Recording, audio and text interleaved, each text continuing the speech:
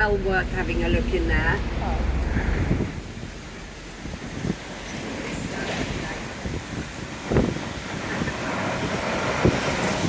This building here on the left with the blue fence, this is Customs House, and this is where they would collect all the taxes and duty on all the goods coming into London via boat and ship. 10% of the economy of the whole British Empire was based on the taxes on tea. Because we lost America because of the taxes on tea, didn't we? The Boston Tea Party. Do you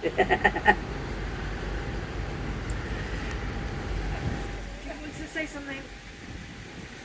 And then the next building that we'll see on the left when we go through the lights is the old Billingsgate Wholesale Fish Market of London.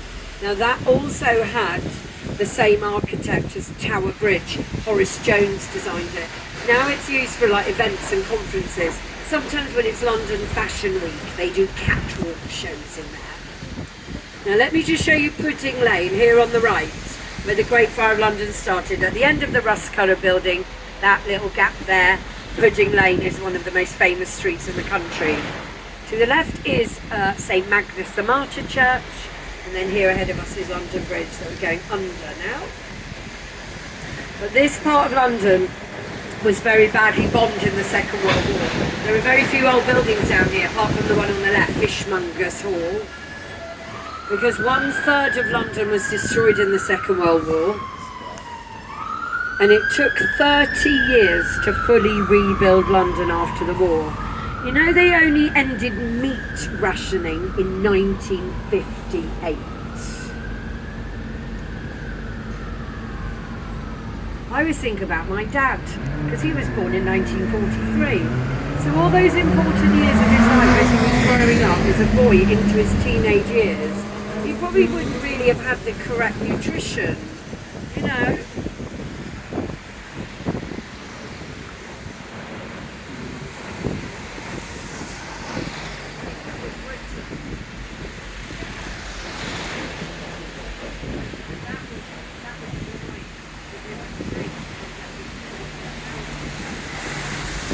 So we're going to go through this underpass next, which is the Blackfriars underpass, and then it'll be nice when we come out the other side, and then I'll resume the commentary.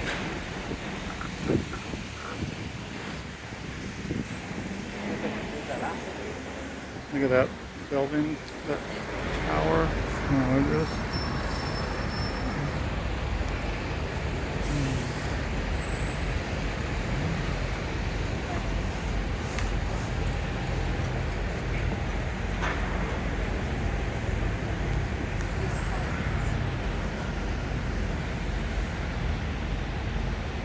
Traffic is awful.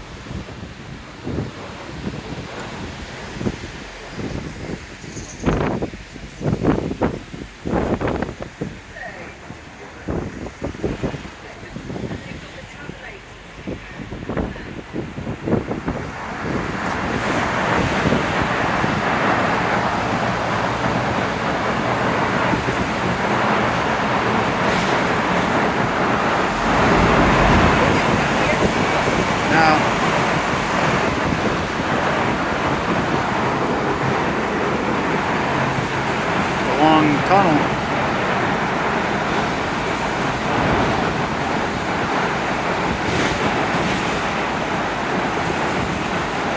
So when we come out the tunnel, if you look left and over your left shoulder, you see a nice view of the Shard of the Millennium Footbridge. You can also see the Tate Modern over there. Here ahead of us, this is Blackfriars Railway Station, which is unusual because the station is a bridge. And then here ahead of us is the red Victorian Blackfriars Bridge itself. that opened in 1869.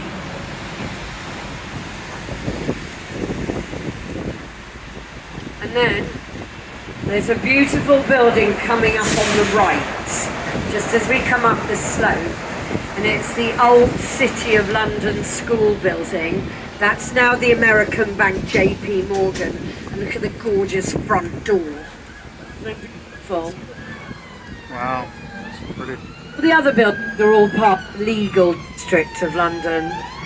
And then this construction site on the left is the new sewer for London. The super sewer, they're calling it.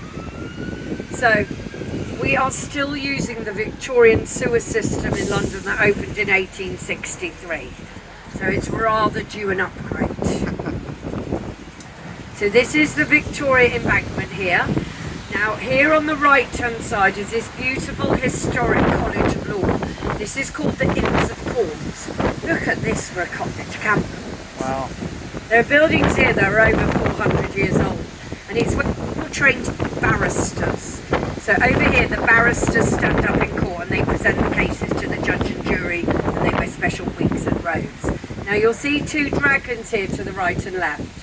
So the dragons always guard the entrance in and out of the City of London.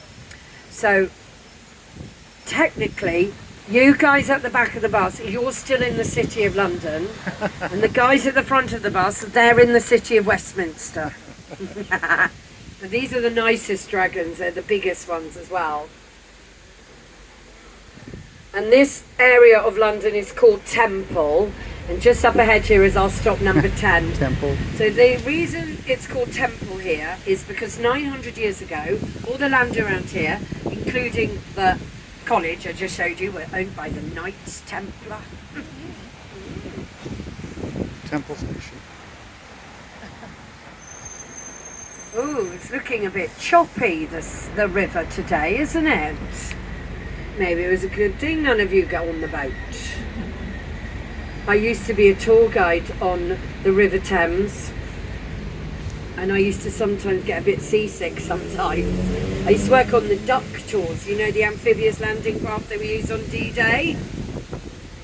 Now this is the Victoria Embankment. Underneath the street here are the Victorian sewers and the London Underground that were built simultaneously. And this opened in 1870. These are the original cast iron lampposts and benches. You see, British made, good quality, built to last.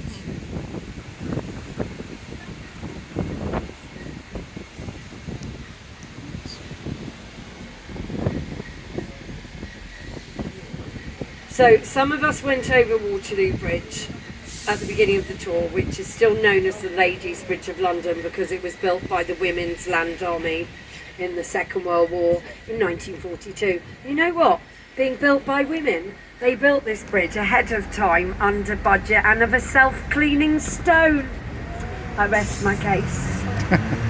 And Waterloo Bridge was designed by the architect Giles Gilbert Scott, and he's most famous because he designed our great telephone boxes. Hey, there's one over there on the left. You'll see, you'll find about 300 of our red phone boxes have survived in London. But some of them are looking a bit scruffy because most of them are 100 years old. And most of them do still have working payphones in them. I know. Yeah, there you go, different like you said, yeah.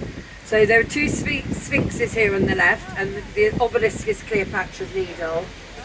Look at this shower, we've got the sunshine and the rain at the same time. We do. Now, it's the Romans that first named the river, and they called it Tamesis, which meant elder or wise man.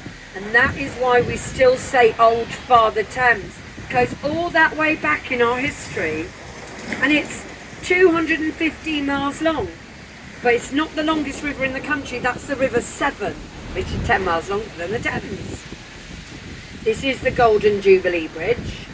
It used to be called the Hungerford Bridge, and they renamed it for Queen Elizabeth II's Golden Jubilee in 2002. Now you can see how high the tide is on the river at the moment. The only reason that London doesn't flood when we have a high tide and we've had a lot of rain is 10 miles behind us in Woolwich. They built the Thames Barrier in 1984. And when they need to, when the water levels are very high, they close the barrier to keep some of the water out of the river here in central London. The London Eye will be 25 years old in December, and it is still London's most popular tourist attraction. That's what you call a gold mine. It moves very slowly at 0.6 miles an hour. Just takes 35 minutes to go all the way around it. Now I can recommend this boat here on the left. This pub boat, the Tattershall Castle, is an institution of London.